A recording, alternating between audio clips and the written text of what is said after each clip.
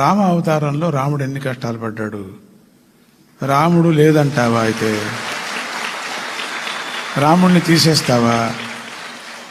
చక్రవర్తిగా ఉండిన వాడిని వాళ్ళ నాన్న తిథి చేయలేదు, ఆయన అంత్యదర్శనం కూడా చేయలే. ఏం కష్టం ఆయనకి? ఎందుకు అంత కష్టం వచ్చింది? ఎవరో మాట విని భార్యను దూరం చేశాడు, ఎందుకు అంత కష్టపడ్డాడు? కందమూలాలు తిన్నాడు, ఎందుకు అంత కష్టపడు? కానీ 10-12 సంవత్సరాలు ఉన్నాడు, అన్ని ప్రపంచాన్ని అంతా ఏలాడు. ఎందుకంటే గంగ ఎందుకు నల్లగైంది? సమస్త జనం వెళ్ళి స్నానం చేసినప్పుడు గంగ నల్లగైపోతుంది. అట్లనే ఈ అవతార పురుషులకంతా కూడా కష్టాలు ఎందుకు వస్తాయంటే జన్మజన్మాంతరంగా వాళ్ళని అనుసరించినటువంటి భక్తుల యొక్క పాపాన్ని తీసుకొని వాళ్ళ పాపం వాళ్ళు అనుభవిస్తారు. అందుకని ఆ కష్టం వాళ్ళ సొంతం కాదు, కానీ జనం సొంతం. అంటే భక్తుల యొక్క కష్టాన్ని తాను అనుభవించారు. రామకృష్ణ పరమహంసలు అటు నుంచి ఇటు దాటాలంటే, నది దాటాలన్నప్పుడు ఒక ఆణా ఇచ్చి పడవలో కూర్చొని అటు వైపు వచ్చారు, గంగా నది దాటాడు. అదే ఒక మహాయోగి ఆయన ఎక్కిరిస్తూ నీళ్ల మీద నడుచుకొని బయటకు వచ్చారు. ఏమయ్యా, నువ్వు ఒక ఆణా ఇచ్చి వచ్చావు, నువ్వు చూడు నేను ఎట్లా నడుచుకొని వచ్చాను, చాలా సంతోషం, నీకు నమస్కారం.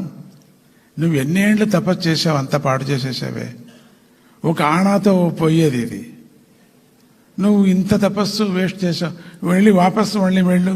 నేను టు అండ్ ఫ్రో మాట్లాడుకున్నాను వీడితో, ఒక ఆణాతో టు అండ్ ఫ్రో, నా పని అయితేనే మళ్ళీ దీంట్లో వెళ్ళిపోతా. ఇప్పుడు నీ పని అవుతుంది, వెళ్ళి మనం చూస్తాం, నువ్వు పడవెక్కాల్సిందే కదా. సో కాబట్టి చిన్నదాంతో వెళ్ళడానికి పెద్దది ఎందుకు నీకు?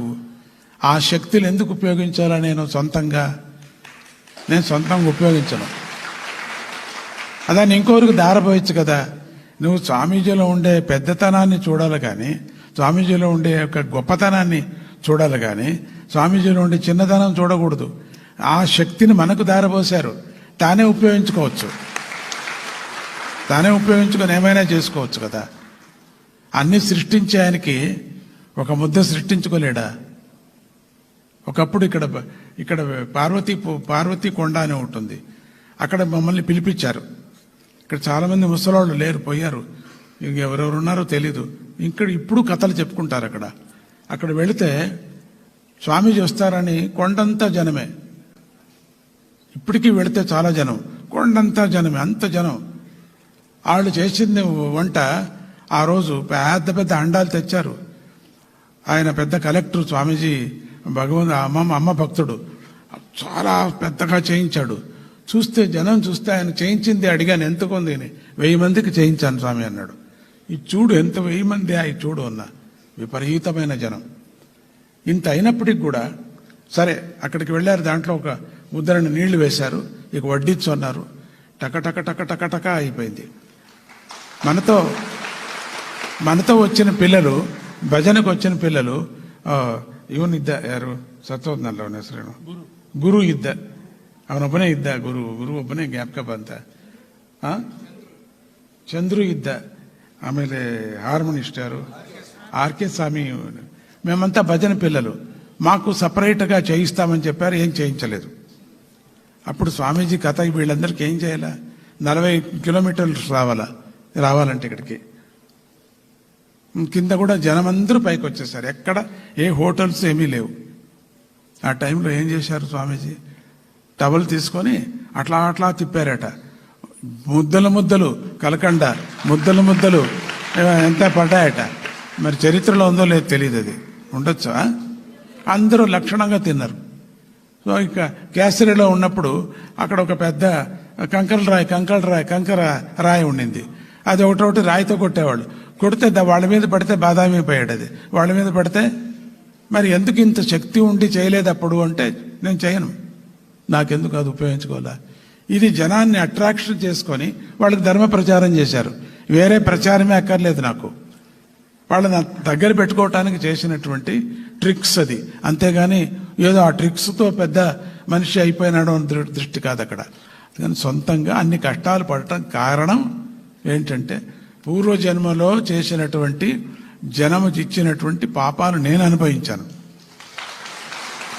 ఇప్పుడు కూడా సడన్గా ఏమైపోతుంటారు స్వామీజీ, హార్ట్ ఊపిరి సడన్గా మీరు వినిండొచ్చు, అప్పాజీకి బాగలేదట ఒకటే న్యూస్ విన్నారో లేదో, ఎంత బాధపడతారు. అది నాది కాదు, 3 రోజులకి అయిన తర్వాత పటకట కిలికిలి నవ్వుతూ ఉంటారు. ఏమి అర్థం అయితే? హార్ట్ ప్రాబ్లం వచ్చినవాడు 3 రోజులకి కిలికిలి అంటాడా? లేదే, 1 రోజుకి కిలికిలి అంటాడా? మరి చెప్పండి, మరి సొంతం కాదు అది, ఎవరితో తీసుకోవటం వెళ్ళటం, ఆ సొంతం మధ్యలో సొంతం కూడా రావటం, ఇవన్నీ జరుగుతూ ఉంటాయి. కాబట్టి ఆ కష్టాలు అనేది నాకు కష్టం కాదు. ఇప్పుడు ఎంత ఆనందంగా ఉన్నానో అప్పుడు అదే ఆనందంగా ఉన్నా. మధుకరి భిక్ష చేసేటప్పుడు ఎట్లా బాగా తింటూ, అంత రుచి నీకేం తెలుసు, అన్నీ కలుపుకొని తింటే అబ్బాబాబా, అది నువ్వు తింటే కదా, అభ్యాసం చేసుకో. అన్ని తట్టలు వేయించుకొని అంతా కలుపుకొని మజ్జిగలో వేసుకొని, లేక చారు వేసుకొని, మజ్జిగ లేకపోతే తింటూ ఉంటే ఆ రుచి అమృతం తల్లి, అమృతం అమృతం. బాగుంటుంది. రెండోది, దేంట్లో ఉప్పు తక్కువ ఉంది, దేంట్లో కారం, అదంతా ఏం తెలీదు. లేకపోతే ఒకటొకటి తినేటప్పుడు తిడతాం మనం, దీంట్లో బాగాలేదు, దాంట్లో బాగాలేదు. కలిపి తిన కైలాసనాథుడా అంతే, తింటూ ఉంటే అంతే, కలిపి కొట్టరా కైలాసనాథ అనే అంతే. అట్లమ్మా అదంతే. ఇంకా అప్పుడు సుఖమే. అప్పుడు దుఃఖం ఇచ్చిన వాళ్ళతో కూడా నేను సుఖంగానే ఉంటా. ఆ క్షణం అప్పుడు కొంచెం అవుతుంది, టక్కని మళ్ళీ నవ్వుతూ ఉంటా.